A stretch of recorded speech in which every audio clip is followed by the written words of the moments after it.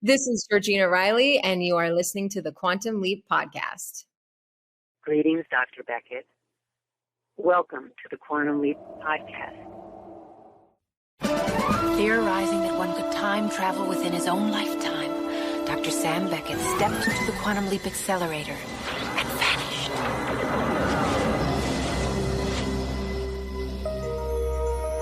He awoke to find himself trapped in the past, facing mirror images that were not his own, and driven by an unknown force to change history for the better. His only guide on this journey is Al, an observer from his own time, who appears in the form of a hologram that only Sam can see and hear. And so Dr. Beckett finds himself leaping from life to life, striving to put right what once went wrong, and hoping each time that his next leap will be the leap home.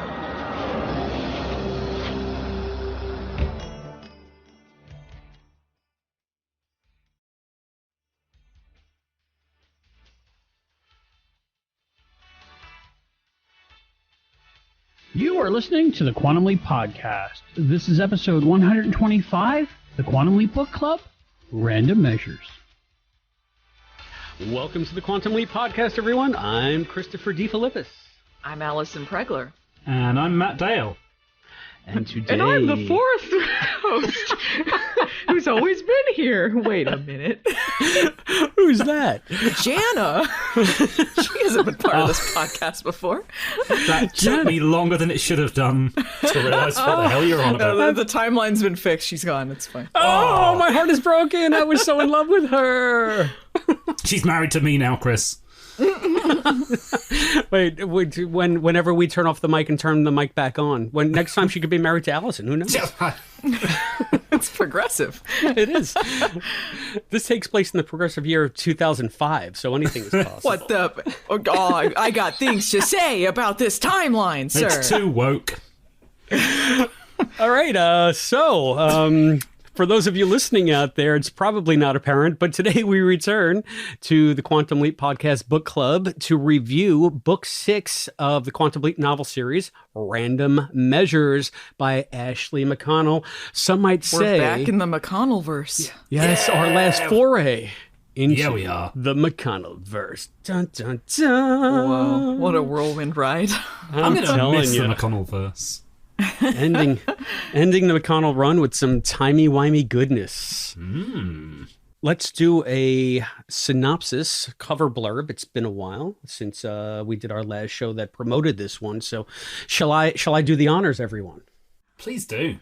I think Matt should read it. Matt Yes, read Matt, it. you I think should it's read been it. a while since he's read the back of one of them. Hang on. I got to reach across to get I'm going to catch him off guard. I was going to say, we both had the book in hand, Allison, but you just had to I do totally it. didn't. I never do. You always think I do, and I don't. I'm the only one that does. Listeners, I'm the only one that comes prepared, just so you know. I never remember the blurb. I was even ready to roll with the fourth member of the podcast. So, the back cover blurb? Or, cause Yes. Because the inside front cover is just that very general stuff about a whole new dimension. Right, okay, so the back cover blurb. Lovers and leapers, will death do them part? Sam's got trouble. He's leaped into a young half-breed Indian named Wiki with no background, no mission, and no word from Al. Meanwhile, Al's found something more interesting than Sam's mission, a beautiful woman named Janna Calavicci. As in Mrs. Al Calavicci. I'm so glad they explained that. As in Mrs. Al Calavicci. But marital bliss may be short-lived as time runs out for Sam. And Al must make a deadly choice, because helping Sam could change more than Wiki's future. It could erase Janna from his life forever. Quantum Leap, Random Measures, and all new adventure, first time in print.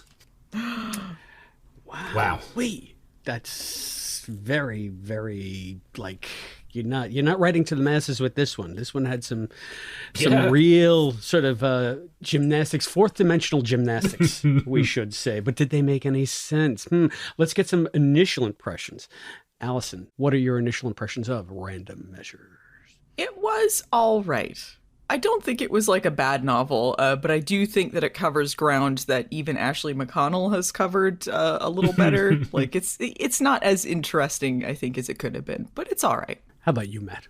I feel like I'm going to say something that we've said about the new series a few times before. The Leap plot's all right, but this one seems to more be about what goes on back at the project. This is 2 stories in one, and I have very different feelings about each. But yeah, this book has some good bits. Okay. Well, middling would be, I don't think that's the right word for it. I think that, honestly, this is probably Ashley's strongest entry into the novel series. There's just a comfort in the writing here, and just, I just think like a level of cohesiveness and character that we didn't really see in her other books. It's like she's hitting her stride in a lot of ways. That being said, I have some problems with the book. There are many of the Ashley McConnell tropes that are on display here, and we'll go through them as we go through the book. But all in all, I think it's a strong entry into the novel series, and I think a good end. If it's going to be your last, Ashley, I think did a pretty good job on this one. Yeah. I liked this better than I did with The Wall or what was the one before it? It was Too Close for Comfort. Too Close to Comfort. I did like it better than that. And I do think when Sam and Al were interacting, like, she did a much better job with like it feeling like they were friends and they cared about each other, and the interplay was pretty good. She nailed the characterizations individually and the interplay. It seemed less like they hated each other, except for times when it was supposed to be tense. Yeah. It was enjoyable. I don't know. I kind of felt like they hated each other all over. Well, I guess we'll get into that, but that's par for the course for the McConnellverse. So, I mean, it's Ashley doing what Ashley does. You can tell after reading a few of these McConnellverse books, there are definitely like things that she likes to write about and styles and things that she brings back. Yeah. I do want to say, though, it was really sweet opening the book, and the dedication was to Dennis Wolfberg. Yeah. I thought that was really nice. Yeah. So it must have been like just after he passed? It'd be around the time they were publishing these, right? Yeah, I think so.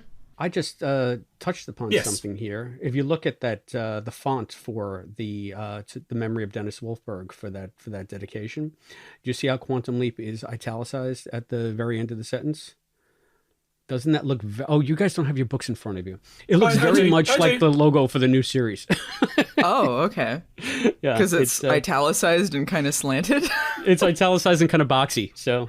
Oh, okay. Looks very QL 2022. Because you know why logos look a lot more like that these days in general is because it's easier to print. It's easier to streamline, and so that's probably why it looked like that, because they don't have like that font that they're going to put in the actual text. Yeah, and it's much easier to scale too if you're making like merch and logos, and especially on small screens, right? Hang on. Yeah. When did Dennis Wolfberg die? I just want to. I want to say it was 94, a little bit after the show I'm ended. talking more specifically about October 94, because I've got in front of me the UK edition, which was published September 94 and does not have a dedication to him, and the US edition, which was February 95 and does. So yes, he passed away in between the two. I was just trying to figure out why the UK one didn't have that, but yeah. Wow, that's added so for I guess the US it was a last-minute edition. Well, it's nice that they did that. What does it say in the box tree edition, Matt? What is the dedication to? There isn't a dedication. It just goes straight to acknowledgements. Huh. Look at that. Props to Dennis Wolfberg. He makes a very brief appearance in this book. Like, exceedingly brief. Yeah, there's a Gushy book along the line, but this is very typical of Gushy's involvement in these, which is a little bit of a bummer. I feel like his character... He is the one at the project other than Al that shows up the most, but I think he's the most unexplored in the books. Yeah, well, I mean, Mindy Peterman does have Song and Dance, which is the one and only Gushy novel. And I think that was a Ginger request, too. I think she was looking for stories about people at the project, and Gushy was one of them. Yeah, more than likely, because Mindy her book came out in the same batch. Like, they sold them in lots of 3, basically. They bought in lots of 3, I should say. So my book and Mindy's book were part of the same, quote, lot, And I believe it was the second to last or even the last lot that they ever bought. And then they canceled the novel series. And at that time, Ginger, I think, was much more open to doing deeper dives into side characters because at this point, it was just going to be hardcore fans reading the books. I don't think it ever made sort of the broader commercial splash that they wanted it to, even though it did run for, 16, 18 books. So that in itself is a success. But I think Mindy's book came along at a time when it was more permissible to do some of the more esoteric stuff. And I think I benefited from that as well. It's so different. It's almost like comparing season 5 of Quantum Leap to season 2 of Quantum Leap, because Random Measures is very much a mainstream novel that happens to take place in the Quantum Leap universe. Yeah, it is kind of interesting to think of it that way, because the novels are basically starting where the first season of the show started, in that, like, you just have to get out your best pitches and what's going to appeal to the widest audience, and then you can get, like, more experimental, or you can try a little bit something different or more specific. I think. Although, I mean, like, the Quantum Leap novels were always going to be harder to sell for a mainstream audience because it is a little confusing of a concept. Yeah, and it didn't benefit from the huge following that, say, like a Star Trek has, that can sustain multiple novels over 30 years now, probably more, with multiple franchises and multiple characters, and they just go everywhere. With the Star Trek novels, I don't think Quantum Leap ever had that dynamic sense built into it. So there was only so much you could do before it started getting samey. And it's kind of nice, though, because Ashley does kind of harken back to a few things in her previous books. She makes this more of sort of a mainstream leap, but then she puts in a lot of timey-wimey stuff for the back of the project. So this is like 3 books in one to me. And I think, Matt, you were alluding to that in the beginning, right? Yeah, and that's the timey-wimey stuff. I have some problems with, but it does create some really nice stuff for Al and Verbena as well. But what's interesting, I also alluded to the fact that this is a conversation we've had a lot over the last few months about the project story versus the Leap story. There is a bit of cohesion between the two, which is quite nice here, and it's not something we see that often with the novels. Yeah, I got some issues with the story and the project. I just feel like I'm a big project hater now. I don't mind that it's cohesive, and I feel like bare minimum the stuff in the books they're actually talking about the leap, so I feel like it's always going to have like one up on the new series so far. But Ashley really likes Verbena as a character, and Verbena is one that can be kind of difficult because we don't know what her personality was, what she sounded like, what she spoke like, because she didn't have any lines. We just have an appearance and an occupation, really. But it can be kind of tough because psychiatrists can be kind of difficult because they're kind of clinical, so sometimes it can be kind of dull, but it also gives you something to play with. And I'm not sure that Ashley McConnell really added anything to it that made me interested in the amount of story time that she's given. Like, a lot of her story in this one, when she's not working with the person in the waiting room, is just explaining how time travel works to her over and over again with the memory thing. And I was so bored of hearing the same description that it was like, it was described in other books too. The fact that time changes and Al's the only one who remembers, but they go over it for copious amounts of time. And I just wasn't interested in hearing the same description. Yeah. Well, it might be advantageous to those who haven't read the book or haven't read it in a long time, as I didn't before this. Like I said, before we started this one, when we knew we were coming to it, I had zero memory of what went on in this book. So maybe we just give a short synopsis besides what we heard on the blurb. Sam leaps into a young man named Wiki Greywolf Straczynski. And it's June 1975, and they are in a small town in what Ashley erroneously calls upstate New York, Snow Owl, which is in Elcottville. Elcottville is actually Western New York, and believe me, if you go to Western New York and you say it's upstate, they'll correct you right away. So it's Western New York, because if you're closer to Lake Erie than you are to the Hudson River, you're in Western New York. So New York diatribe done. So Wiki's just like a bartender in this small town, working with a woman named Rita Mae Hoffman, who is basically his boss with benefits.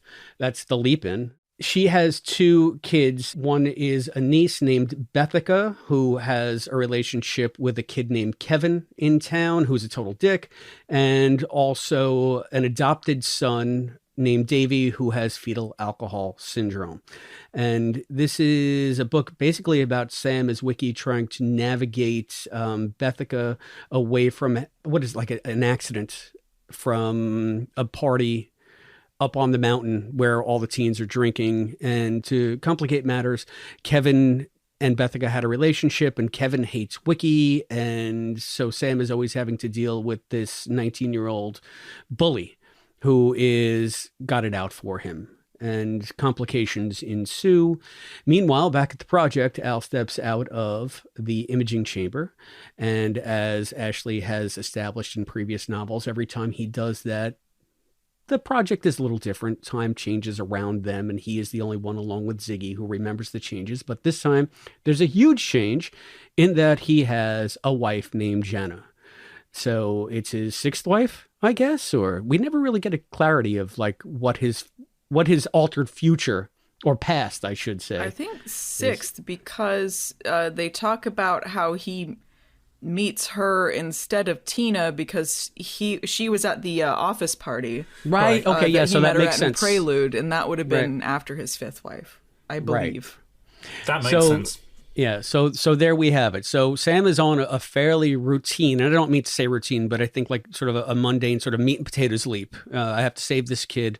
There's some domestic trouble going on, and he's basically navigating just normal people, while Al is dealing with this whole esoteric timey-wimey thing and struggling to come to terms with his old life and memories of this new life. And it's pretty interesting on the face of it. I thought it was ambitious for her, if you're going to go out with a book, to go out with a story that's sort of this high concept.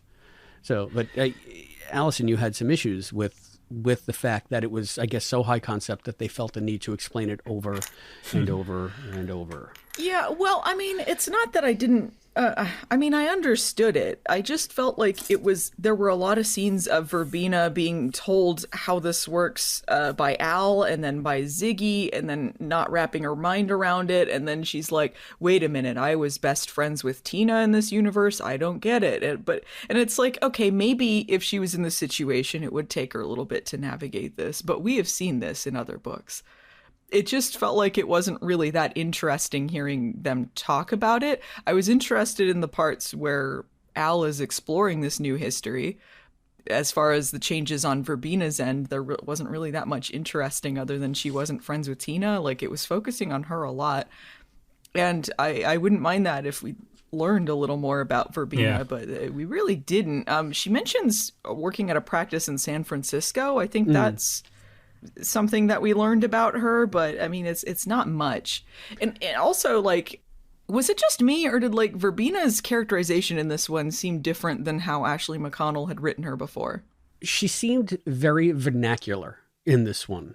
It was almost like she was, I want to say that in other novels, and I guess also I'm a little bit colored by the way I wrote her.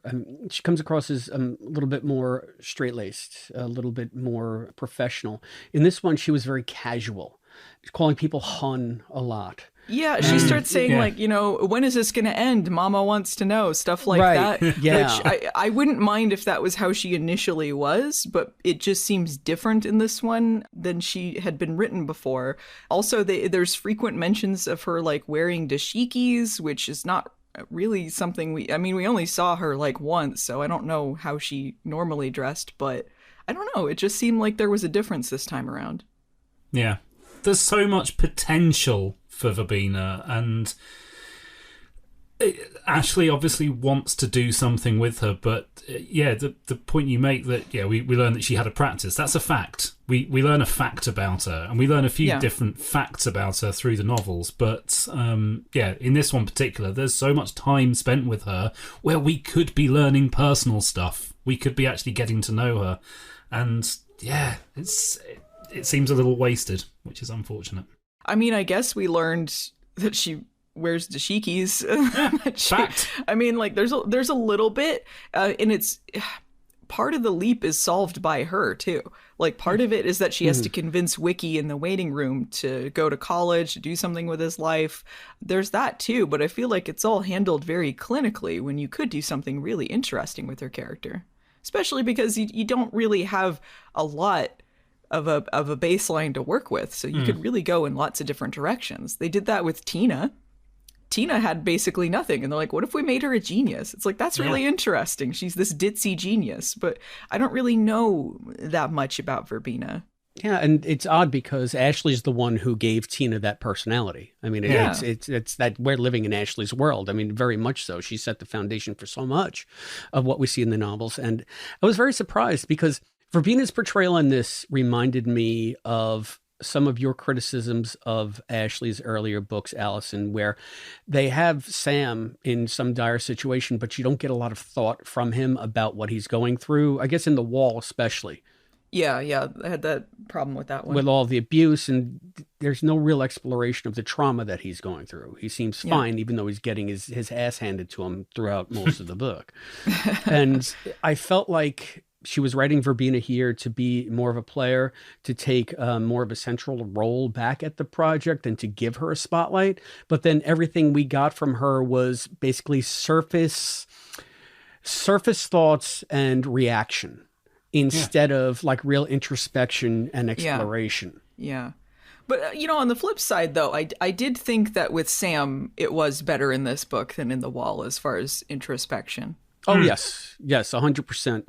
There's a wonderful part with Sam that he just is taking stock of how he can get along without Al if he has to. It was like at the top of chapter 14. So this was later in the book, as Al is petrified of going back into the imaging chamber because if he thinks he comes back out, then Janna will be gone. Yeah. And, reality will have reset itself. And Sam is, he's at his wit's end a little bit because Al's gone for like days at a time in this book, and he's just really on his own. He has no idea what he's supposed to be doing there as part of the leap, so he's just trusting his gut.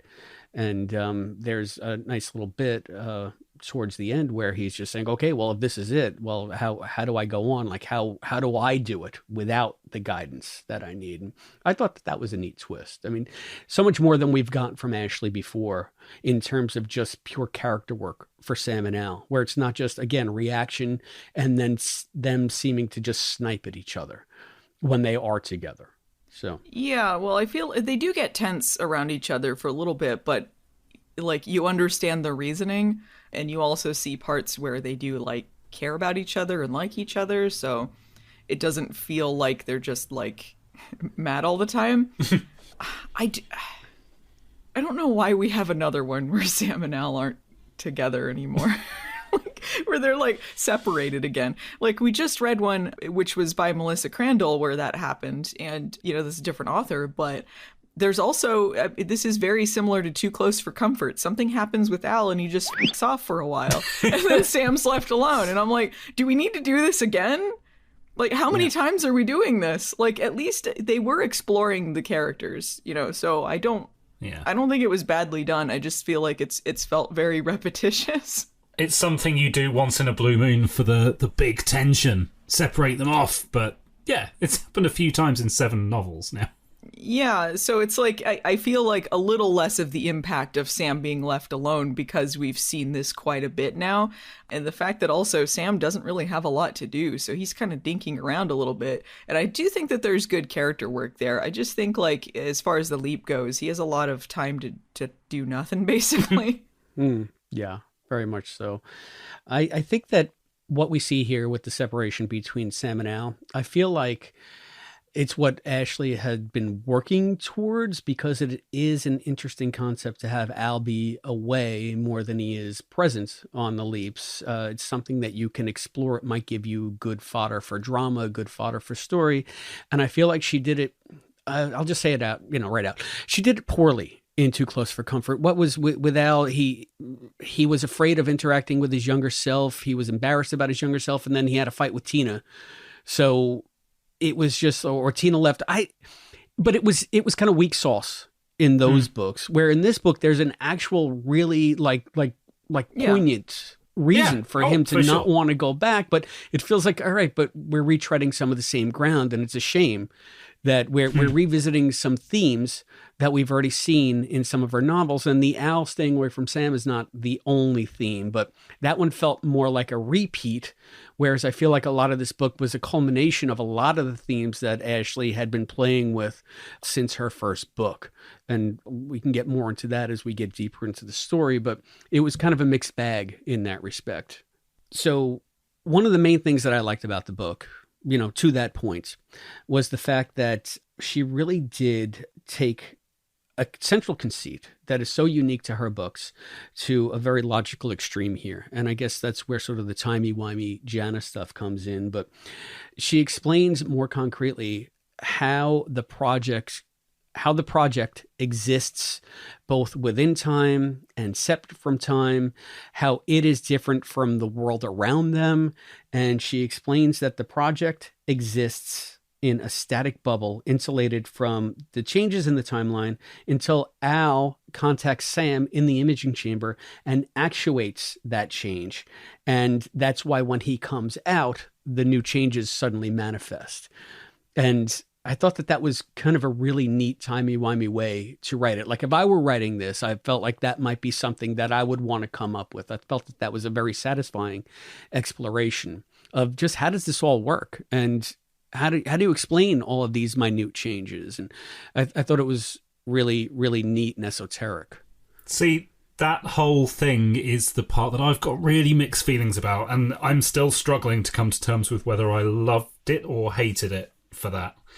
Because the whole idea of reality shifting for our main characters on a frequent basis as a one-off short story or a movie or a single standalone novel is fascinating. And you get some really good Al stuff sort of exploring that as part of a series, an ongoing series of novels where we are meant to be connecting to a group of characters that interact with each other, knowing that they could be married this novel and then not married the next, and people could die this novel who come back to life the next one. It feels like a dramatic cheat, and it bothers me that it's part of a series and that she could drop this in.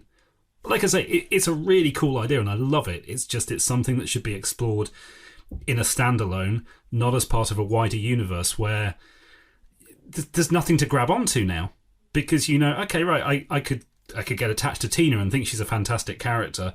She could just not be around for the rest of the series because she dies effectively off screen through a change in the timeline. Yeah. I mean, I think it should have been not as many changes and only address it if it's something really drastic like this, because it's kind of an interesting concept that Al finds himself married. All of these things where it's sort of like things shift around the project all the time. I don't know if it's that relevant other than making Al feel bad most of the time in these books. But, this one was interesting, but I don't know if we really got to know Janna that well. So I don't know if we were that attached to it, but it is kind of a tragic concept, just for a brief moment, he's with this woman and he's going to carry the memories of this after this. Everyone else is going to forget. He's going to be the only one who remembers. But I don't know if we really know that much about Janna. We know that she's 20 years younger than him, and she looks like Beth, which is a little reminiscent of Beth. Beth adjacent. Yeah. Yeah, there's interesting changes in the timeline outside of that too. I mean, there's one point where Al is having like a PTSD dream, PTSD flashback dream. Mm-hmm. That is so well done. I love that bit. Sorry, I interrupted. I was just so excited that you brought that up. Yeah, no, it was good. And like in the middle of this like flashback about Vietnam, like Sam is there, and it's like it's really dark. And they also talk about like the scars on Al's wrists from the ropes. Like it kind of goes into this dark place. But they also mention that like he has more dreams in this timeline than he does in the other one. So he's somehow like, I don't know if this was something like he got more therapy in the other timeline or if he was more traumatized for some reason. I don't know why this particular thing was changed. He also takes a medication for it that he doesn't normally take. Mm-hmm. Yeah. So I guess it's not all positive changes. Yeah. It's butterfly effect stuff, isn't it? Yeah, and I think that the dream sequence that we saw in the novel with the snake and the skull and Sam was Al feeling guilty for not having gone into the imaging chamber in like 2 or 3 days. Yeah, and absolutely. feeling like he's abandoning his best friend, and it's manifesting through his PTSD, which I thought was an excellent character turn. Yeah. So just to get back to Matt's earlier point, though, about characters coming in, characters going out, having the novels be more of a cohesive universe. Matt, before Quantum Leap novels, what kind of experience did you have reading tie-in fiction? Did you read any tie-in fiction work that you didn't have to for a podcast? No, pretty minimal. The occasional Star Trek book. Yeah, not much. Okay. I only ask because I pretty much cut my teeth when I started buying books, like for myself. Star Trek books were like my crack. Mm-hmm. So I got to know tie-in fiction pretty well through Star Trek, and I got to be comfortable with the fact that every book was its own take on the universe. And you might have authors whose interpretations you liked better than other authors. So if I saw a book by, say, like Diane Duane or Diane Carey or Margaret Bonanno, I would be so psyched because I loved their Star Trek stuff, as opposed to some other authors whose takes I was just like, I'm going to read it because it's a Star Trek book, but I know I'm not going to enjoy this one as much. But I never expected it to be like this cohesive sort of thrust within a literary universe. That happened very later on in the Star Trek series. After all the movies stopped being made after Enterprise, they started doing continuation series through the books, but that was unheard of. Before that, it was just decades of standalone stories or authors doing their own sort of thing within their own tangents Yeah, but you in have the the universe. McConnellverse. It all And now we have the connects. McConnellverse. The McConnellverse, which has now They come weren't to an end. standalone. She referenced her own stuff in this. But she's Yeah, the although- one who can. I mean, and there were a lot of characters that, say, Diane Carey used over and over again in her books that I loved. Diane Duane did the same thing. I mean, she had a Horta on the bridge, for God's sake, and I loved that. So that you knew that you were sort of getting that brand of the franchise through those authors. And that's what I loved about it, because it was so different. I like the thing that you like the least. I understand how these things work, and I don't expect cohesion as such through the novels. I don't expect a single grand master plan or anything like that. But the concept that she's introducing is so major, whether it was introduced in the TV show or the comics or one of the novels. I mean, I guess I can just happily ignore that concept for the rest of the novels. I kind of have to, because I don't want to think through any of the novels that characters can just come and go because of changes in the timeline or through any of the media. Yeah, I think he's talking about cohesion in stories and plot versus like the stories connecting. It's is this world something consistent? Yes, the fact that she's basically saying that the world can just pick itself up and unpick itself at a moment's notice without necessarily explaining why. Sometimes it might, sometimes it might not. That just seems, unsatisfying, but a very cool thing to explore. Yeah, no, totally fair, though. I can see the pitfalls, and I can see where you would be trepidatious. It's just in time travel stories in general, I don't like when they make major changes and then all of a sudden everything that you followed is not a thing anymore. But this is something where it's constantly shifting. But I'm thinking like, there was a show, I think it was BBC, called Primeval, where it was about like these wormholes opening up, and then all these like different like dinosaurs and other creatures from different timelines would like come for different time periods would come to the present day.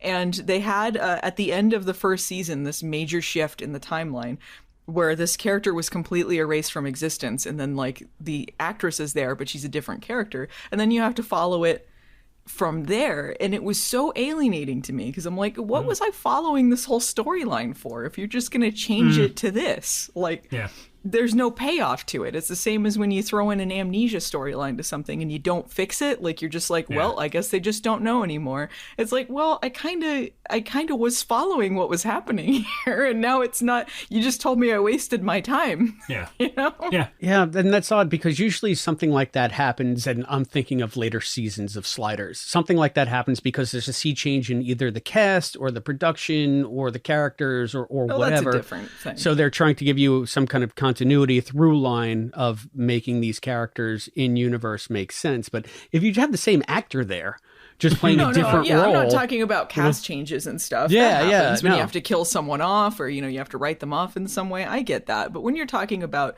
timeline changes and erasing a timeline, basically, or shifts like that, it can be alienating because you do want to have something to ground you in it, and I think that's what Matt's talking about there. If every single book Tina's married to someone else, and then all this stuff is going on, like you don't really have a through line with the characters of the project to really care what's happening in their stories.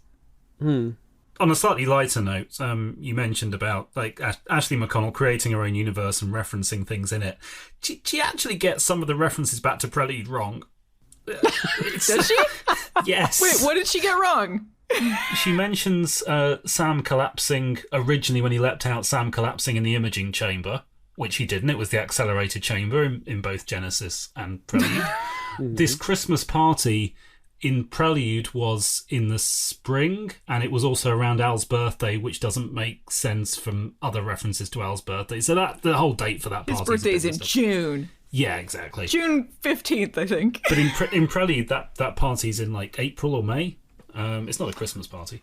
Son of a gun. And less said about the fact this novel is set in 2005, the better. I was going to ask you about that. I want to talk about that real quick, but I do want to mention other mentions of Prelude before we move on from that. I didn't catch all of that stuff. That's so funny to me. But he does remember other stuff from Prelude. Sam remembers him reaching for the stars and laughing. And there's also a reference to Jesse Oliveira. Yes. Near the end, who was the not Tina. Yeah. And, there's also another bit with the one appearance that Gushy makes in this book. He alludes to the fact that at the end of, I believe it was Too Close for Comfort, maybe it was Prelude, that Ziggy was building onto herself.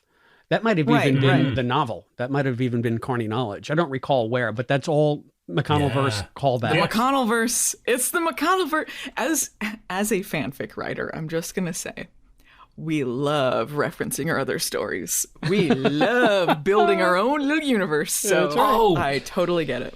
I got to go back and just change my answer to Chris slightly earlier on. I have read all of the Saved by the Bell spin-off novels. Whoa! Oh, what? How many are there? Which are all written by the same person, or possibly the writer's never written anything else, so I don't know if it's maybe a team of people all writing under the same name. But there's a number of recurring characters who appear in every single novel but never appeared in the TV show. And that's properly consistent throughout. Like, it's this weird whole micro universe that they create for Saved by the Bell for the novels. But anyway, I feel like all the characters who weren't the main characters in Saved by the Bell kind of rotated anyway. Like, you never really saw the same teachers that much or the same students. It was usually whoever. But no, they created this whole extended cast for the like 20-odd novels. It's quite funny. It's like there's much more of a story arc going on through them than there ever was in the TV series. I realize that you are a complete Saved by the Bell. I mean, you named your kid Zach, for God's sake. But I'm only now just grasping the depth of your dedication to this show. You read how many Saved by the Bell novels? How many did they do? They did 20-odd of the original series, of a few college years, and about a dozen for the new class. And I've read all of them. Did you watch all of the new class? Yeah, I've got them all. Yeah. Oh, heck yeah. I haven't ventured into that. Yeah, I only got as far as college years. Yeah, don't do the new class. The new series. It ran longer than the original. The reboot is so good. Or was so good. Amazing. This book was in 2005? 2005. They say it was...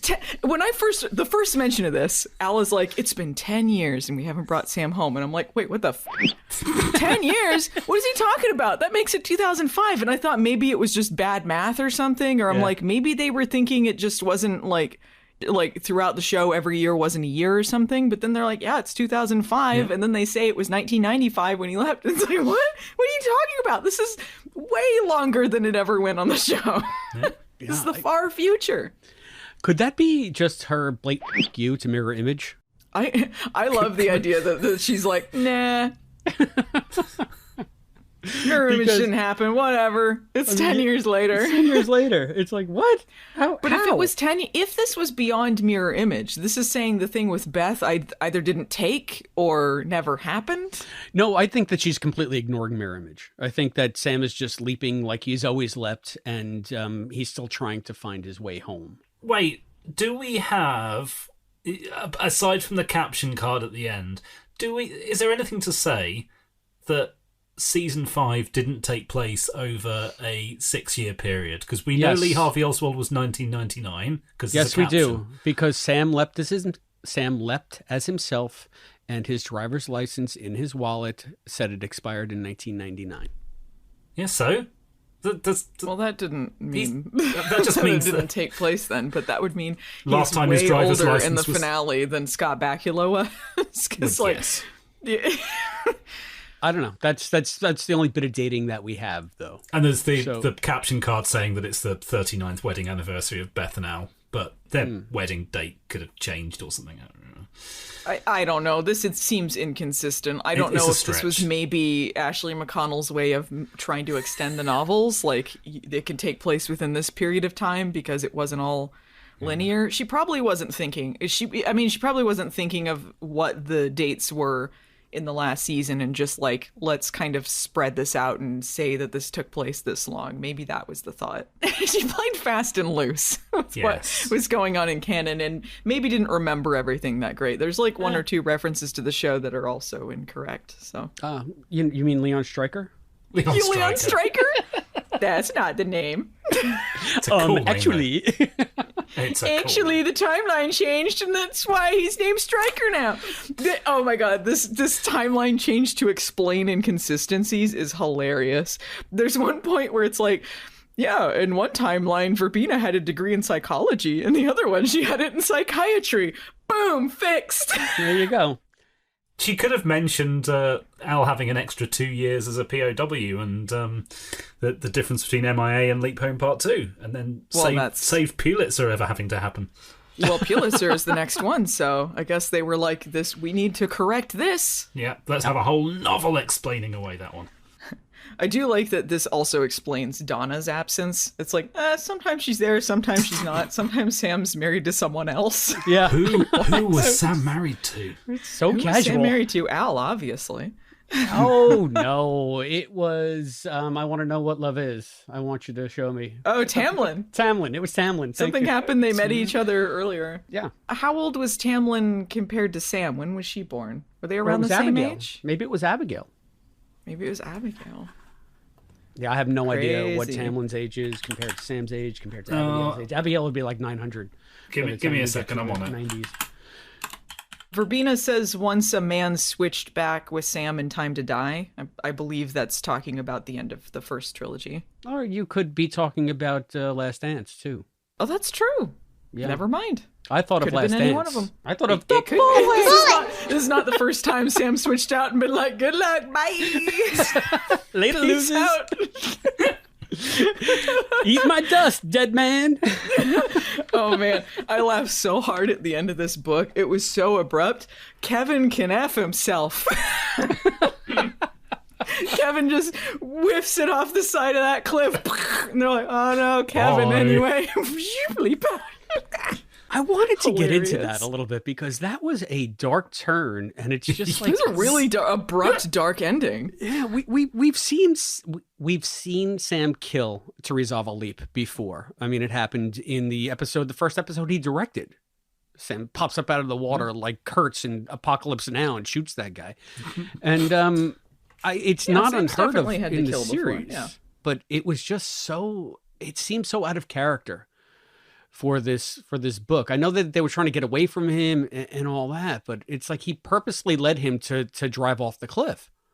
See, I thought he was just trying to get away, and like if he kept coming after him, what happened to him was his own fault kind of thing. I'm not sure Sam was purposefully trying to get him to go over the cliff, but it did feel very abrupt and very dark compared to what we'd been seeing. Well, like the guy was a bully, but I mean, I guess he was going to kill them. I guess it was kill or be killed at this point. So they knew that he had malicious intent there. He wasn't just trying to scare them. I just love that in the timeline we exist in, we can equate the end of this book with another project that stars Raymond Lee. I know. I immediately thought that. I'm like, Kevin can F himself. So what have you found out? What have you deduced, Matt, timeline-wise? We don't know Tamlin's age at all. But let's face it, looking at, so Temptation Eyes is set early 85. She could be about 30-ish then, which would... I guess it wouldn't be that much of a put difference. her in the early 50s for a birth date. So, yeah. Okay. All right. So, yeah. I mean, so Tamlin's one of... In my headcanon now, sometimes he's married to Tamlin. I guess Sam saved her from the killer so that she could meet Sam Beckett and marry him. She sought him out after that. That's right? what they should do in the new show. They could be like, he's married to Tamlin in this timeline, actually. You don't want Mimi Kuzik to have a guest appearance? I have nothing against Mimi Kuzik. Got some Donna problems. Yeah, I know. Well, we're aware. Yeah. I loved... You have been vindicated, madame. There is a part in this book where Al flat out admits that he lies to Sam. I'm telling you, it's canon. They've talked about it. He's lies all the time. You're talking about when the bungee jumping at the beginning. Yeah, right? Yeah, he lies about that. Okay, so the beginning of this book is a separate leap. It just starts like... I do like the beginning of this leap, actually, because it is kind of a nice one for Sam. Yeah. He leaps in on a hot air balloon. And I wrote down this sentence because I really liked it. It says, he could remember being afraid of heights as if the fear mattered to someone else. But up here, up in the perfect silence of the upper sky, the ground had nothing to do with him. So I thought that was really nice. Like, he just has a really good time.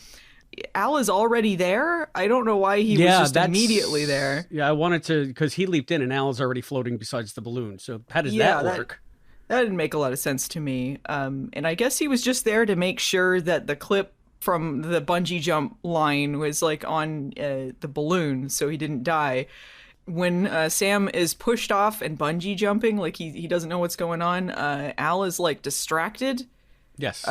With the hand link, and he outright lies to Sam. Like, he says that there's this fantasy basketball team that I'm running with Gushy, and I'm trying to buy up Michael Jordan's contract. Don't worry about it. Lie. Yeah. What they say in this is that because of the obscene cost of running Ziggy, they rent out Ziggy's memory and computational powers to other projects so that they have an excuse to keep going.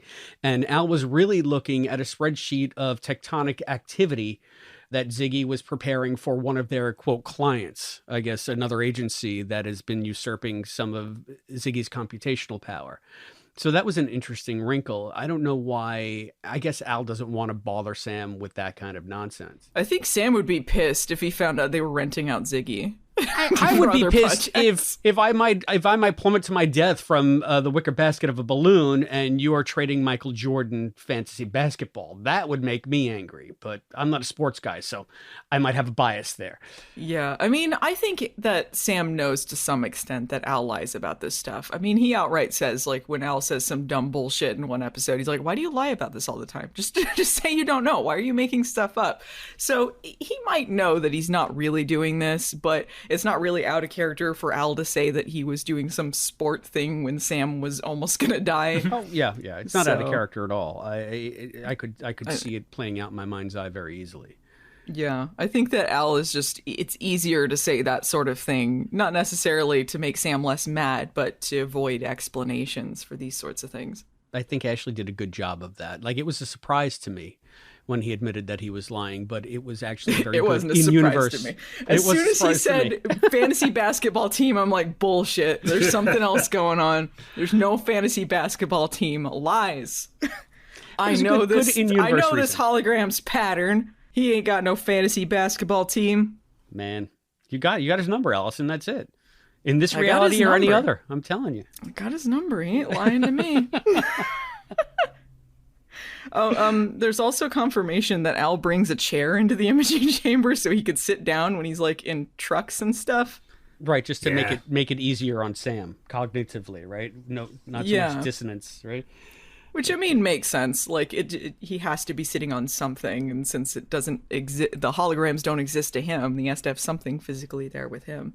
Yeah, no, true. But if he's sitting on a chair, you should be able to see some parts of the chair, right? Unless the chair is inside of the seat. Like, if he was sitting down on the floor, he might be inside the seat. You wouldn't necessarily see the bottom I understand, half of Al, but so... it sure is convenient how it never overlaps. Yeah. He's always in a chair that's exactly the right size to be concealed with whatever he's sitting in the image. Yeah. Definitely. Al also mentions being an astronaut again. That hasn't come up very much, but he mentions zero gravity training. Yep. Yeah. And, during the bungee jumping. What I loved about the bungee jumping is I didn't realize it was a bungee jump. I thought that Sam was skydiving.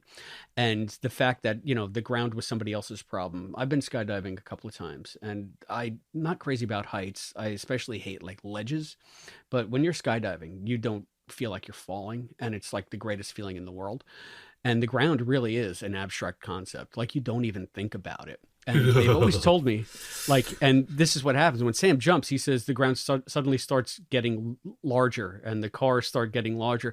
And I was always told, the 2 times I went, that if you can actually perceive the ground coming up at you, it's too late. You're dead.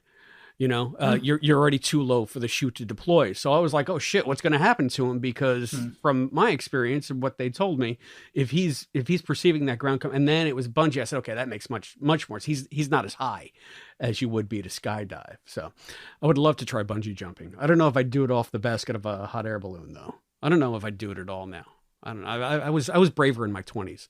I'm big now. I struggle with large escalators. I'm not going near a bungee jump. I'm serious. Dude, I struggle with hotel balconies and Ferris wheels. So I really do have a problem with like ledges. They just get me. But skydiving is a whole different animal. So I would encourage anybody listening to give it a shot. And he brought the podcast to a screeching halt. I'm just looking through. Okay, I have my notes and categories, but I immediately was like ignoring all of them. So I'm just trying to... That makes all of us. Yeah, I did want to talk about some Sam characterization. He does mention, since he has so much time to be introspective, he thinks he's been leaping for so long that it's changed him and made him more detached from the people around him. I guess that's sort of a concept that's been a through line through this series, the fact that he seems a little alienated sometimes. Yeah, and I feel like that was one of the key lessons he had to learn in Mirror Image, was to approach people as individuals instead of problems to be solved. And just because you've experienced something in one way, it doesn't mean that that's the way you'll always experience it. And I went on ad nauseum in Mirror Image about that. But it's sort of the same thematic through line. And how could you not, after a while, get a little jaded, get a little detached if you keep doing the same kinds of things, especially in the McConnellverse, because it's always about some kind of domestic abuse and alcohol and, strife. That is what Sam has to solve. So it's always, it can get very samey, right? Yeah, I mean, I could see how someone could fall into that, but I think on the flip side, leaping helped Sam to become more attached to people because he was walking in their shoes and really getting to know these people in these brief periods of time. And I feel like it helped him to become more of a people person. I mean, you look at how he was in Prelude, according to Ashley's characterization, he was less of a people person, more introverted. So I feel like that was a journey that he went through on the show. But certainly if this was 10 years of leaping, I don't know, would it make you more tired? Maybe he's there's a few times where he says how old am I now? I'm getting too old for this. This is too old to be doing this. Basically become Danny Glover. Yeah, I'm too old for this shit. How old's Al by now? Goodness. Yeah, how old is Al by 2005? Too old to be mauled by a bear, that's for sure. We have 3 different birthdays for by Al. a woman 20 years younger than him. 20 years younger than him. Somebody get A to Z, Julie Barrett's book. We'll get Al's birthday. If only another It's reference 34. book existed. It's 1934 is Al's birthday. Chris. So he would have been 71 or 70, depending on what time of year it was in 2005. All right, so Janna's in her 50s. That's not so bad. Yeah, I mean, I've always said age gaps between two consenting adults is fine, but also, like, if it becomes a pattern, maybe the thing they like is the age and not necessarily the person. Yeah. But We're obviously talking they about love Al each here. other. Yeah, but we're talking about Al here. What was the age difference between him and Tina? Right. I think it was more than 20 years. It Yeah. felt like that to me anyway. Yeah, I don't know if they've established. I bet they establish an age for her in the book that involves Tina, and I bet Matt knows it. Yes, because it's there's the book Odyssey. I'm sure must establish her age. She is born 1972. So she Okay. would have been in her 20s. She's 2 years younger than me. Yeah. So in 2005, Tina would have been 33. Yeah. She was 10 years younger than Janna. I like the description of Tina at one point as a tall, brilliant, idiotic-sounding redhead. I like the brilliant, idiotic sounding. I also like the tall part. Was she tall? The timeline changed. She's tall. Okay. Can we get a little bit into the Al Janna thing? Sure. Let's. I feel like this is where some of Ashley's foibles come to sabotage her, because it was all very surface. Did I say this already? I feel like I might have alluded to this at the top of the podcast, but for such a big deal in Al's life, and for this sea change in who he is and how he views the world, and his very existence being completely changed by this sudden love for a woman who he's remembering with increasing love and fondness, who he's becoming more and more attached to, I guess, as this timeline cements itself around him. All we get is like a shopping trip, a bad dream, and like a night in a hotel. Like, we don't get very much from them. There's not a lot of meat there. It's like she wanted to do the concept of it, but then didn't spend any time sort of building the emotional pathos that you would need to make this like a truly great, like an MIA. Like sort of that gut punch at the end just wasn't there. And even Al seems, I know that he's supposed to be playing it sort of stiff upper lip and walk it off. He's a tough guy, different generation, but he basically knows once Sam completes his leap that Janna is gone. Or anyway, out of his life. Not gone for good, not dead or anything, but not his wife. And he just off the cuff says, easiest divorce I've ever had. And that's where it ends. And I get that. That's within Al's character. He's not going to be gushy. He's not going to lament. He's not going to, tear his hair out and wail and, just say, why God, why? But at the same time, it just seemed to lack any kind of emotional resonance, either with the character or with me as a reader. And it's such a great concept. Yeah. I think you could have really gone for the heartstrings, really made it into just like this harrowing experience, this amazing read. And it was treated as a proof of concept. It was treated as, wouldn't that be a neat idea? But didn't really go any further as far as I was concerned. I have a lot of issues too with the way the situation arose in the first place, but that's a whole separate conversation.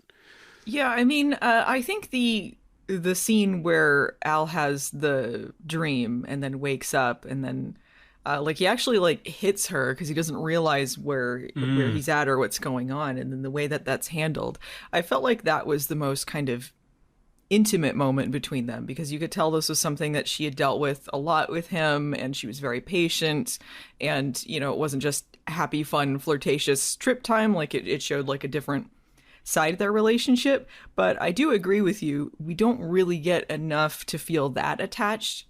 Maybe it was for the best in the end, because we're never going to see this character again. But maybe we will. She could just pop up again randomly in a later novel. Sorry. Also by Ashley McConnell. Randomer measures. Randomer measures. Yeah, I mean, it was fine, but it just felt like it was kind of scratching the surface a little bit. Yeah. And I compare this to something we know that you have problems with, Allison, but every time Sam leaves Donna in The Leap Back, I get welled up. And we see her for, as much time as we see Janna in this book, but somehow it resonates more with me as a viewer. And I don't know if it's because you have the actors who you love in this, so you can actually see Sam going through the trouble. You have the amazing musical score.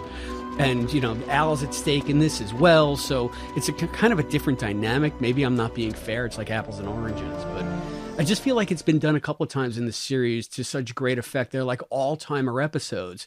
And this sort of dabbles in that pond, but it doesn't really dabbles in that pond. I love mixing my metaphors, boy. But it doesn't really stick the landing. It doesn't really do anything but say, again, wouldn't this be neat? Maybe in some timelines, Al and Donna are married, and that was what was going on in that Knights of the Morning Star. Donna just gives back rubs, okay? You don't have to be... She just gives sensual back rubs to her husband's BFF. And to some guy that's going to be an investor in the project. Didn't she give a back rub to was it Dennis? Oh, she kissed him. She kissed that guy because he looked like Sam. She is all over the place. I don't mind this concept at all, that sometimes Donna doesn't exist, and it was a great out for a lot of the writers, because not every book has Donna in it. I'm guilty. Yeah. There's a lot of stuff at the project. You want to keep going into this Janna stuff? Like, all my notes are about project stuff. Yeah. But... So, I mean, like I said, the leap is it's pretty Ashley standard. Like I said, domestic squabbles, alcoholism, and find a way through to the other side. And that's kind of what they did. This time, they just threw somebody off a cliff.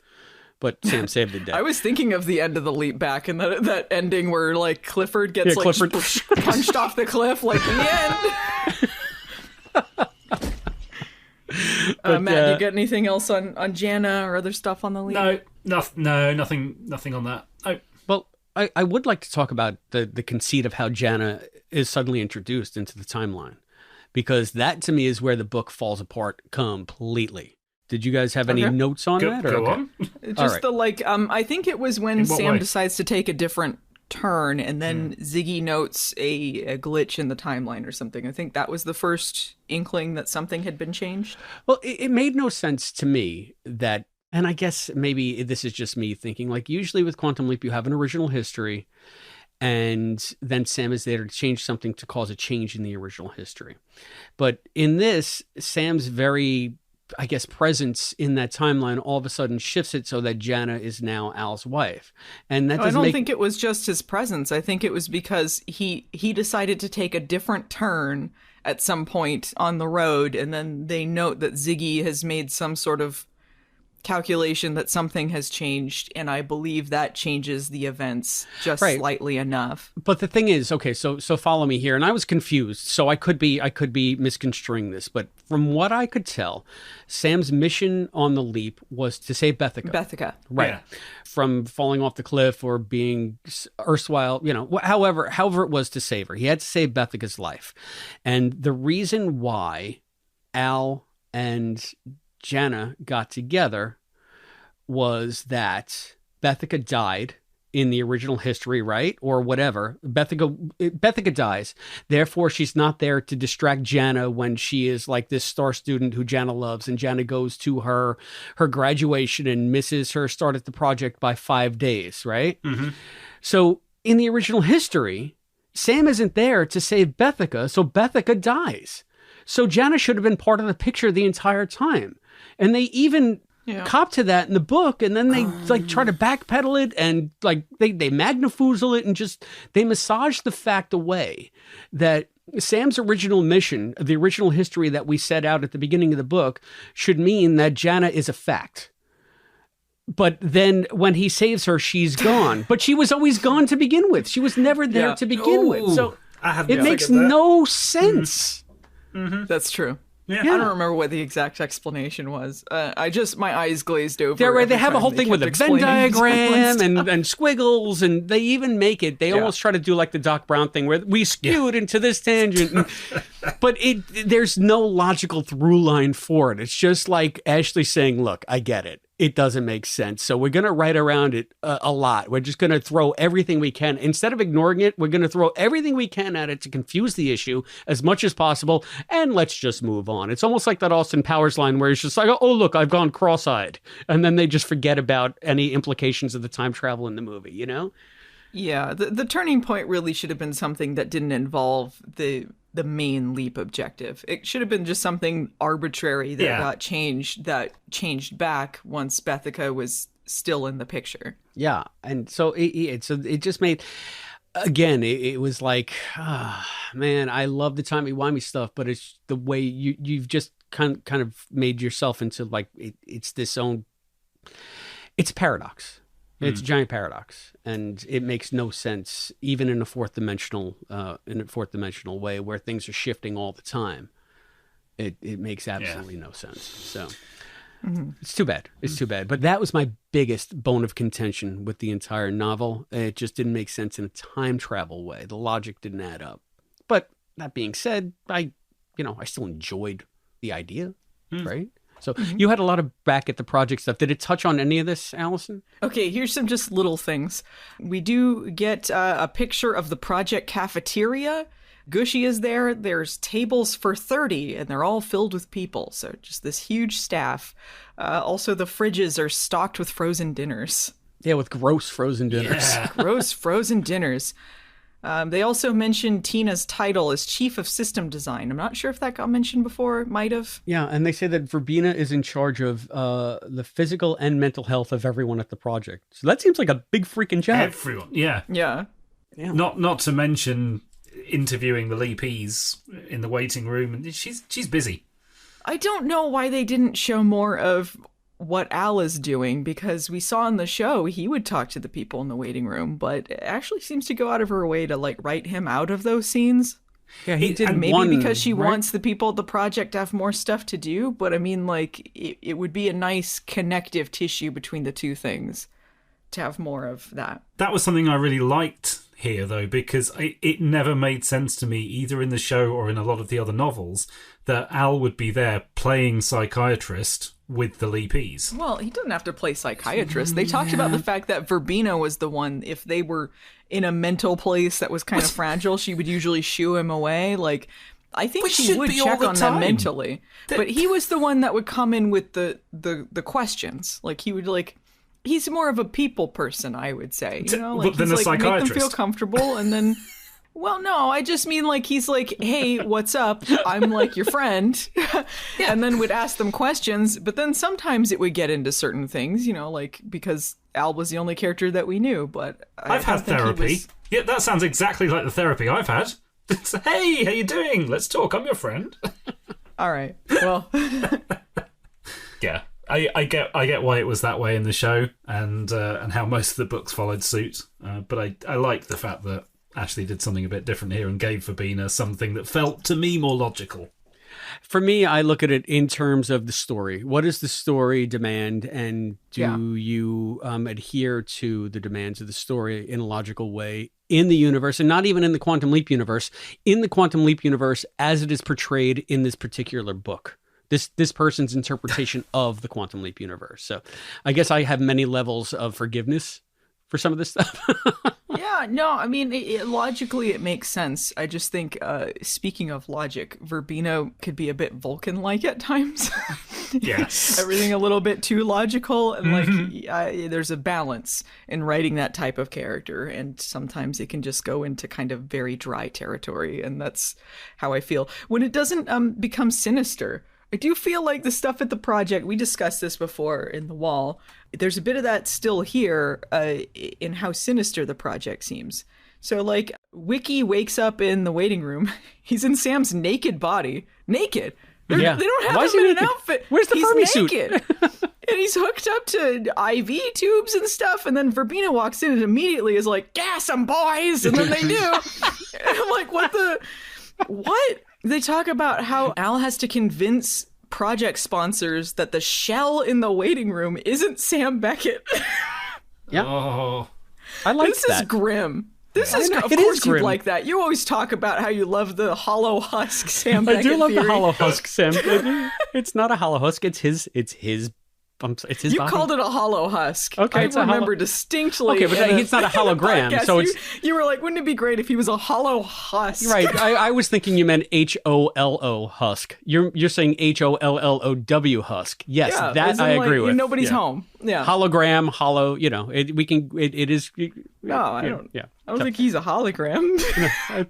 I think that he is a hollow shell. Yeah, I think that he's an empty husk, and I love that. And we had mentioned, like, I think they should be Ben walking around the project too. I just feel like, what is this? Someone wakes up and they're like, immediately gas him. Like, what is that? Oh, that about? I don't know. I guess because he was aggressive and asked like one question too many, like, hey, where am I? Gas him, No, boys. she walks in and then she's like, code blue, gas him. You know, like, what? He hasn't done anything yet. It's just weird. Also, this trying to explain this in between being a mind leap, body leap, whatever. She's trying to explain this stuff. And she says that the leapies in the waiting room hear their own voices because that's what their minds are used to hearing. Like, what? But is it like to explain why they wouldn't know that they were in another body? But doesn't see his own non-hairy chest. He sees Sam's hairy chest, right? And Sam's white hands. Yeah. So it doesn't fix any of these things that are blatantly contradictory to what would have happened on the show. Yeah, I'm not sure. I mean, I kind of, sometimes you give yourself permission to glaze over some stuff. I glazed over a little bit of that while I was reading this because it's just different interpretations that are not entirely consistent. So, okay, that's fine. But I'm sure I was fine with it in the moment, but it's nothing that stood out in my memory worth mentioning. So, well, I mean, once they get into it, though, then they're presenting the question, right? Like in the book, they're presenting, okay, here's logically how this could work. If you bring this up, then the audience is thinking about it, right? So if you're going to go with these mind leap theories and you don't want to discuss this certain stuff, fine. But then when you get into it, that's when the questions arise. So Al is like, I wonder how Sam is always Sam when he's in the bodies of leapies that are like cognitively impaired. So like, for instance, when he leaped into Jimmy, how he still thinks and acts like Sam when he is using that person's brain. And then it's like, well, maybe that's why Sam's Swiss cheese, because he's using other people's brains. It's like, well, you're just making things more complicated now. Yeah. It's true. I do recall that. And I was just like, huh? All right. Well, It's almost like it doesn't make any sense. It's almost like it's a mind leap. It's almost like the only consistent thing on the show was his body. I'm not arguing with you any longer about this point. People are tired of hearing it. It's been years, Allison, years. I did think the one interesting part of that in this was that Sam was allergic to cats because Wiki's allergic to cats. Oh, thank you. That was another thing that I needed to check off my McConnell list. Another fucking cat. Another cat. She loves the cats. Oh. I don't blame her. Cats are great. Yeah. Anyway. What's your problem with cats, Chris? We don't have time. This is a Quantum Leap podcast. Something for Fangent. Right. In this universe, the people in the waiting room also wear casual outfits. Wiki's wearing like a brown and green shirt and pants, which is, I mean, I guess that makes sense. Maybe you don't. I don't know why they were always in Fermi suits. Maybe there was some reason behind this. Well, usually I think you associate being in a Fermi suit with leaping. So maybe they keep the visitor in the Fermi suit because that's what Sam is wearing and it facilitates his leaping. Maybe they're afraid if they take the Fermi suit off, it will change a variable and he'll have less of a chance to get home. I don't know. That's one way of putting it. Yeah. I think maybe it's partially that and partially what are the future outfits, because they had like in Raped, Katie was wearing an outfit that was different than we usually saw, but it was still sort of a clinical, futuristic kind of outfit. I don't know, inconsistent. Yeah, I mean, the show was inconsistent with it, but this is completely different. This is completely far field. At least the show. Let's put it this way: when I think of somebody in the waiting room, I think of someone in a Fermi suit. But I don't think that Ashley thinks that way. She created the waiting room as her own thing, completely separate from the show. It has no resemblance to the waiting room we see in the series. So why not just go the whole nine? If you're going to do it that way, then just make it into your own thing. It's not consistent anyway, so you might as well have him walking around in nice casual slacks. And that way Verbena can look at him and be all hot for Sam, because that's another little passage in this book where she's befuddled. She's all flustered. I have the vapors. Honey, I have the vapors. All right, I'm just going to bust through the rest of the things I have is just about Ziggy and just random things, but I'm just going to bust through them all real quick. Ziggy blinks a message on the hand link to Al, so I guess she communicates through blinks. Explains the lack of a screen. I guess so, yeah. This is all like some kind of intricate Morse code. Yeah, some sort of Morse code. I don't know. Ziggy is also referred to as she, he, and it throughout the whole book. Oh, yeah, I hadn't picked up on that. Inconsistent. Yeah, no, definitely like 3 different pronouns. It was completely intentional, and I picked up on it. So yeah. And Ziggy speaks in the feminine Ziggy voice, and Al calls Ziggy he very blatantly. So fluid, just whatever. Just fluid, that's right. Ziggy can't love or hate, but she is jealous of Al spending time with Janna. Yeah, that was a little weird to me. I could see her being jealous of Sam. You cannot program love. Ziggy cannot love. Right, but then Ziggy says, well, then I can't hate either. So it's like, okay. But I bet Ziggy does hate. I bet there's some people go in the waiting room and she's like, hate them. I'm not into them. But jealousy is a sign of what? Insecurity. And it's usually insecurity that is the spark for hatred. So... Yeah, I mean, I don't know why she wouldn't. If she could be jealous, she could hate. If she has all these other emotions, clearly this is not working on logic. They can't program emotions into things. So, I mean, however the hell this actually works, I think she could feel emotions. Well, she certainly had an ego. She had an ego, but maybe it's also giving a nod to the line in the leap back, why do humans die for love? And Sam says, read Shakespeare. Oh, I see your point. So she doesn't. It's still an abstract concept to her. So. I don't think that's right. That's true. I don't think like she thinks exactly like humans do, but she does have quirks like humans because of whatever hybrid weird thing that she is. Yeah, and has traits from both of them. So I think like part of that could be love or could be hate because I mean, she has parts of both Sam and Al. Yeah, and who's to say, what she's feeling for her, even though we might not see it as love or hate, like she experiences it in her way. So it's just as valid to her because that's the only reality she knows. She can only experience her emotions. So why do they need to be pigeonholed by us? Mm-hmm. Yeah, I don't think she necessarily... Yeah, is she on trial? Is Picard defending her? I don't think she necessarily thinks of these things in human terms, but I think like she has parts of that to her, and I think that's something that's really interesting about Ziggy. I wish that we'd had something maybe exclusively about Ziggy. I'm not sure if any of the novels really got into that, but I feel like it'd be very interesting because, I mean, she is an artificial intelligence, and she is a character. Like she's not just a computer. No, she is, and that's thanks to Deborah. I mean, Deborah played it, I think, perfect because she is aloof. So you can see in my book, I portrayed her without emotions. She had the ego, but she was largely logical. She was more Vulcan than human, She could be serene, except for the jealousy part, I guess. But she was above it all. That's the way I always saw Ziggy. So I think that with Deborah's interpretation, you could see it in any way that you want to. You can bring to Ziggy whatever you feel Ziggy should be. And that's another reason why I think, like in the books, you get to explore different aspects. And my interpretation doesn't necessarily have to be your interpretation, doesn't have to be Matt's interpretation. But I think that speaks to some of the real good stage work that Deborah brought to what was essentially like a very small part in one episode. It wasn't just one episode. We heard her in Kill in Time. We heard her in Leap Back. Was that it? I think so. Yeah, two episodes, but very, very brief parts. It was brief, yeah. Ziggy to me is almost a blank page, which is great. Yeah, like you can't program a person, but you could certainly put whatever aspects you want to into it when you're interpreting this character. Yeah, it's cool. It's really cool. One thing that made me laugh out loud is very early in the book. I think I even wrote down the page number. Give me a second. Page 36, the term God, time, fate, or whatever shows up.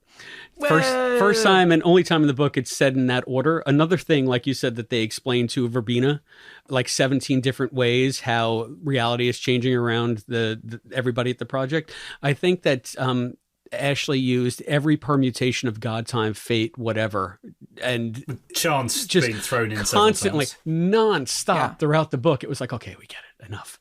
And also, that's our thing. Stop it. I'm telling you, it's been around. It's I know. an old school fandom thing. It is. It is. Well, I mean, I want to say that I've had mixed feelings. As a Quantum Leap author, and I've said this multiple times, and I'll continue to say it because it's the truth, and I have to give Ashley all the props she deserves. She is the one that set this book universe in motion, and even though people had different interpretations of it, she is the one who laid much of the groundwork for what was to come in the novel series. I owe her a debt of gratitude because I modeled my vision of the project on everything that she established in her McConnellverse. I'd say Random Measures and Prelude are her two biggest contributions to the lore. And thank you, Ashley, for establishing this universe and for giving us the tools to explore it more in depth. And while I think that this book had some problems, had some logical problems, had some time travel problems, I think it is her strongest entry into the novel series. And I'm glad that she went out on this high note. Yeah, I mean, I think that she established a lot of great stuff for the novels and gave a great framework to the other people writing novels. So I think like Ashley McConnell, like, as much as like some people have issues with some of her choices, I do feel like she made a lot of great contributions, and she is a great writer. I thought this novel was all right. It's probably my second favorite of her novels. I think probably her first one better, but that might just be I was more into the plot. But yeah, I mean, I recommend people check out her stuff. I like that she had her own like universe going on, and she was consistent with that. So. Except for, I guess, a few things about Prelude she might have forgotten. But nerdy stuff. Yeah, that's nerdy stuff. But I think there's worthwhile things in there and interesting explorations of the characters. Yeah, and I agree with both of you. I think that there's some really cool high concept stuff in here, some really good character stuff. This is definitely one of her better ones, and I've enjoyed all of them. I can overlook some of that stuff, as Alison mentioned, the choices that she's made that have been controversial to some fans. That doesn't bother me. It's they're a good series of novels, and this is a fine one to end on. I do find it interesting that we've been speaking for best part of an hour and a half now about the lore, the project stuff, all the implications therein. We haven't really talked much about the leap, and we're wrapping up. And I think that's the one thing that I do think this novel falls down on a little bit. The leap itself is fun enough. It's kind of pedestrian season 2 type leap that's sort of entertaining, but not necessarily that memorable. It's true. Yeah, and I think that it's natural though, right? Because she's already done some straight leap stuff, a lot of straight leap stuff in her first book. She got to go outside the lines in Prelude, of course, but Carney Knowledge and Too Close, Too Comfortable, The Wall, they were all very much leap-centered novels.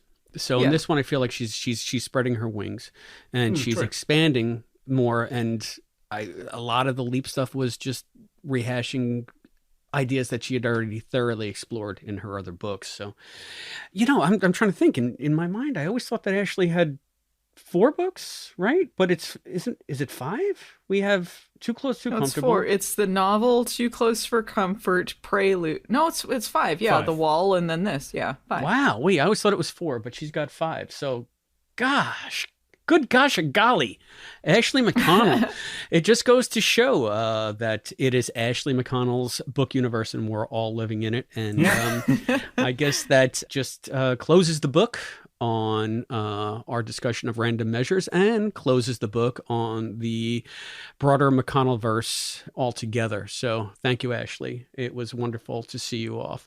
Another wonderful thing that I have to announce is that we have some new patrons. Is everybody ready? Let's give it up for 3 new patrons. This time around, we are going to celebrate Mr. Richard Templeman. Richard joins us as a $5 leaper. Thank you, Richard, for your support. Thank you. Also joining us at the $5 leaper level is Michael Wade. Michael, thank you. And last but certainly not least is Lee Scribbs, $5 leaper level once again. Hey. Thanks, everyone. Thank you so much. At that $5 Leaper level, they get access to all of our exclusive bonus content on the Patreon feed. They are also automatic members of the Quantum Leap Podcast Book Club, which means I will be sending them their Quantum Leap Podcast bookmark. I just edited together our Fangent number 9, which we recorded about 3 weeks before the revival series hit the air. Crap. It was I don't remember a trip. anything about what we talked about. Me neither. It was such a crazy random show, but it certainly is sort of a snapshot and a time capsule. So if you have been thinking about supporting us on Patreon at that $5 level, you'll be able to hear that show. It was really, really kind of trippy to put together. It's just something that will be coming out probably in the next couple of days. So everybody... Oh, man, I can't wait to find out what we talked about. I had no memory. But I went with it. Yeah, people, Patreon supporters who've been getting bookmarks from the QLP Book Club have been sending pictures of them with their Quantum Leap novels to the Twitter account, and we've been loving it. Yeah. So keep sending them our way. We love to see it. That's great. And who was it that designed him again? Your friend Scott? What's his name? Scott Madison, who is our official graphic designer. He also designed our new logo based on the hockey puck handling and our original logo based on the gummy bear handling. So Scott is a wonderful graphic designer. You can find his stuff at planetrisecreative.com. So good. So yeah, check out Scott's stuff, planetrisecreative.com. He's a very talented individual, and he's very reasonably priced. So you get a professional job and it won't break the bank. And we have our patrons like Richard, like Michael, like Lee, like everybody else who has supported us in the past, for allowing us to have someone as talented as Scott on as part of the crew. So now this is going to be like Inception level. You thought A Little Miracle was trippy. Version 6 we were up to, right? But we have a Quantum Leap novelist commenting about our show, about her Quantum Leap novel on another episode about another Quantum Leap novel. That's a very convoluted way of saying that we got a letter from Ms. Melissa Crandall. So Melissa, to refresh your memory, is the author of Search and Rescue, which is the novel we reviewed last in the book club. And she sent this wonderful email. She writes, "Hello, everyone. Hayden notified me about the recap of my book and the repeat of the original interview, and I finally had a chance to listen. Thank you for considering it worth revisiting. The author I was then, still sitting inside the author of today, finds much of it cringeworthy, mostly because I like to think I've grown as a writer, fingers crossed. But I remain fond of this story on a lot of levels. Best, Melissa." Oh, man, that's so cool. Melissa, you have nothing Thank you for writing. to be cringe. There's nothing cringeworthy. You don't have to cringe. You don't have to embrace your inherent cringe arc. I thought that you did a great job, Melissa. But I also understand as an author and as a creator, anytime that I'm not a published author, I should say. Well, never mind. I won't get into it. But I'm just going to say that's totally like a common thing to find anything that you've published be like, could have done that better. Yeah. But that's a sign, of a good author who wants to grow creatively all the time. That you're like, I want to keep growing and striving. And I do think that it was worth revisiting. And I love the book. So something you should be proud of. It is a really fun book. Thank you. Yeah, I mean, you're in the upper echelon because most people will never publish a Quantum Leap book. It's a very select club that you're part of, and I feel like only cool people are part of. Talking myself up here, but no, I mean, so you have nothing to be cringing about. It was a fine book, and we greatly enjoyed it. I mean, we loved it, to be honest. So there were things we had issues, but we have issues with everything. We'll have issues with my book. We'll have issue with every book we read, I'm sure. But Melissa, thank you so much for listening to the podcast and for reaching out. We appreciate hearing from you, and it was so much fun re-listening to her interview, wasn't it? Yeah. So if you haven't also, thanks for writing the bear scene. By far the trippiest scene in all of the Quantum Leap novel universe, McConnellverse or otherwise. So where's the Crandallverse? She's still an author. We need a follow-up. Get the Crandallverse going. Al limping along. What happened to the bear later? It was Gordon, right? Gordon in his wheelchair. It's the bear looking for a picnic basket. Meets a little friend with a bow tie. Yeah. Anyway, so we have... This has got silly. I know. Really? Write that werewolf story. She was going to write a werewolf story, right? Yeah, she said. Yeah. Write your werewolf story, the Crandallverse. Let's get it going. It'll live in the same universe as Blood Moon. Heck yeah. It'll be our very own Twilight. So we have another email. Would you care to handle... Allison, why don't you handle this one? Matt did the blurb. I did the first email. You do the second email. How's that? Okay. Well, this PS at the end certainly means this should be for me. All right. This is from Jennifer Bayless. She writes, "Hello, Quantum Leap Podcast. I love your show. I listen to it every day. I first listened to your podcast to find out what the heck was happening in the new series. Because I'm from Australia, here you have to pay to watch it. I could type pages and pages of me geeking out about Quantum Leap, but I'm trying to keep it short. I really appreciate you guys making the podcast, and I love listening to Matt, Allison, and Chris specifically. So thanks. P.S. I just wanted to say, Allison in particular is hilarious. Laughing, crying emoji." Can I just say, Thank you. I think it's great that everyone's written to us, and I think Melissa's letter in particular was great. Melissa's.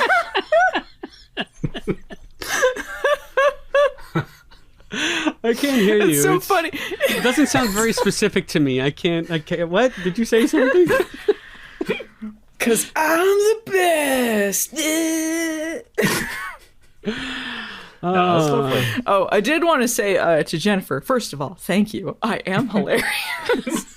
She is. Also, in Australia, I believe they're picking up Quantum Leap on Channel 7. So I think next year sometime it's going to be airing on there. I'm not sure if that's also a paid thing. I don't know how it works in Australia, but it is going to be airing there. Oh, shiznats. We never said the biggest news of all. Since we last recorded, the revival series has been picked up. This is season 2. Season 2, baby! Yes. Renewed for season 2, an early renewal. Yeah. Yeah, surprisingly. Apparently, all the doomsayers are wrong. The show is one of the leading shows in the demographic they want, and they're saying top player on Peacock the next day. Yeah, it's doing really well for them on Peacock. Yeah. So it really speaks to their faith in the series that they've renewed it while it's on a winter hiatus, while they've only aired 8 episodes. So I think that that's a good sign. Yeah. I thought we'd be waiting for weeks before any kind of news. Now we have early confirmation, that we'll never sleep again. So, yay us! Yay season 2! The whirlwind continues. I'm going to write more books. There's no end in sight, at least for the next year and a half. And I, for one, couldn't be happier. So congratulations to everybody involved in the new series. And I'm just going to steal the terminology now from Fate's Wide Wheel, because Sam and Dennis have coined it the classic series, and they call it the revival series, not the original series and the reboot. So I love classic and revival as terminology, and I'm going to now appropriate that for our show as well. Thank you, Sam and Dennis. And another thing, I'm going to call it original recipe. Is the Colonel involved somehow? Yeah. But I'm just going to annoy all the listeners by calling the original series, that old crap. And the other, the junky old one, the reboot quill. Hello, I'm all about the reboot quill. So I wanted also to give big ups to Sam and Dennis for the interview that they did with Matt about Beyond the Mirror Image. It was phenomenal. I listened to it after I listened to your guys' new, your new layer to the behemoth that is now Little Miracle 6, which you continued on Fate's Wide Wheels feed with a interview about what went into creating Beyond the Mirror Image 2nd edition. And I know we talked about it on our feed, and I just brought it up extemporaneously once when we were doing Fangent, because I wanted to know about it and I wanted to help you promote it. But this is a proper interview. They asked such good, cogent, compelling questions. It's not just me dicking around and trying to put Matt on the spot. It's a real good listen. So if you haven't listened to that yet on our feed, I suggest you go back and listen to it, because they ask so many great questions. And Matt, you answer with such a clarity, and the level of just detail and thought that goes into everything you do in that book continuously astounds me. So Hats off. Well, thank you. Hats off, my friend. Yeah, it was a really fun interview. Hats off to you in particular. Yeah. Thank you. You're so funny. I'm glad it came through. I haven't listened to the interview yet, but I'm glad it came through because I was blown away by the prep that they'd done, and they came up with some really good questions. I was quite caught off guard, so I'm glad it all came together. Yeah, it's terrific, and it just makes me look so much more forward to seeing the finished product now. I can't wait to see it. Nearly there. And then Quantum Leap A to Z won't be the only book covering every episode of Quantum Leap. But it'll still be the best one. It'll still be my go-to. I did want to say the Fates Wide Wheel guys also guested on the newest iteration of A Little Miracle. So if you got 9 hours to spend, they are in there. Or you can skip to their parts. I'm sure people won't mind if you skip over the parts you've heard in other years. But but yeah, those two were super nice. They're always posting about the show and promoting it on Twitter, and just keeping the fandom alive. And they're just some of the nicest guys. Yeah, and so knowledgeable, and they give their own take, which I really like. I don't often listen because I never want to be, I don't want to be influenced by somebody else's opinion so that it leaks onto our show. I want our show to be our show, but they are doing a spectacular job with what they're doing. And particularly their social media game on Instagram and TikTok is head and shoulders above ours because I'm in charge of that stuff and I stink at it. Our Twitter game, I think, dominates because Allison is in charge of that. But they're kicking our asses on Instagram. They're still they got all the TikToks and stuff. I don't know how to work that stuff. Just great. And they've been doing some interviews with other cast members as well. And they've been doing interviews with other people such as Matt and some other fans and other people in the fandom. They talked to Holly Fields recently. Mm-hmm. So yeah, if you guys are interested in hearing like even more in-depth stuff, they definitely have more for people to listen to. So check them out. Check them out. Fates Wide Wheel. So if you would like to be like Jennifer Bayliss or Melissa Crandall, there are many ways that you can reach us here at the Quantum Leap Podcast. You can send us a letter at P.O. Box 542, Bayport, New York, 11705. You can get us by phone at 707-847-6682.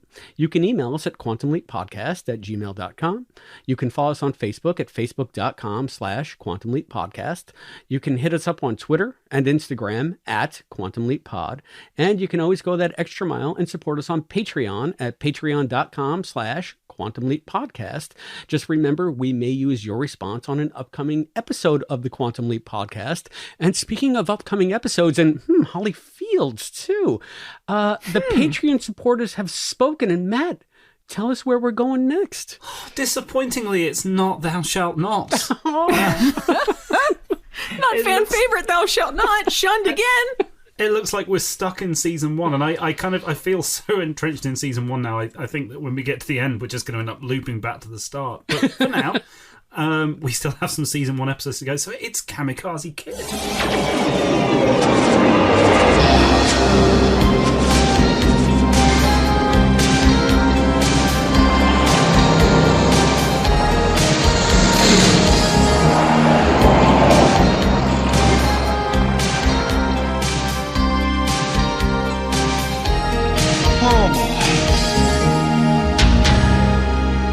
And there you have it, the first official oh boy on Quantum Leap. Yeah. So, Kamikaze Kid. How do you pronounce it? That's going to be the main discussion. Is it Kamikaze Kid or Kamikaze? I say Kamikaze Kid. I feel like I've said it Kamikaze Kid, but I just feel like it just sounds like I'm saying it wrong. Like clearly it's a play on his name. Yeah. Because he leaps into a kid named Cam, but I don't know. I feel like this episode is mostly remembered as having like the iconic Al outfit in it. You got the silver jacket, the red glasses, the newspaper suspenders. Like that is the look most people think of when they think of Al Calavicci. So pretty cool. I can't wait to go rockin' Robin with you hip cats in a men's room. Until then, I have been Christopher DeFilippis. I've been Allison Pregler. And I've been Matt Dale. And we'll see you next time. Thank you for joining us for this episode of the Quantum Leap Podcast, hosted by Allison, Matt, and Chris. with voice talent and contributions from Hayden McQueenie and Zoe Dean. To support the show, please go to patreon.com/quantumleappodcast. The executive producer of the Quantum Leap podcast is Albert Burge. Christopher DeFilippis and Hayden McQueenie are the co-executive producers. Special thanks to our producers, Chris, aka Brackmang, Mike Covert, Joshua Burwald, Jeff Kiska, Craig Riedler, Cosplay Dad, Charles Allen Gossard, and Morgan Felden. The thoughts expressed on this podcast are those of the individual and do not necessarily represent those of the Quantum Leap podcast, its partners, or affiliates. The Quantum Leap universe and all it contains is the property of Belisarius Productions and Universal Television. The Quantum Leap podcast is not affiliated with Belisarius Productions or Universal Television, and no copyright infringement is intended. The Quantum Leap podcast is a Barren Space production.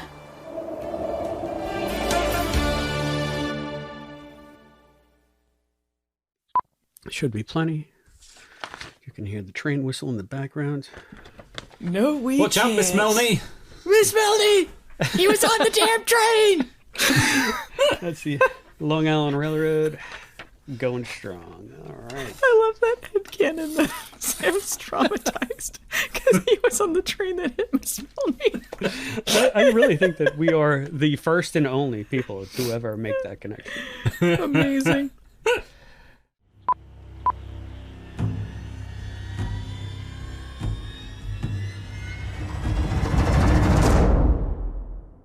Hats off to you in particular.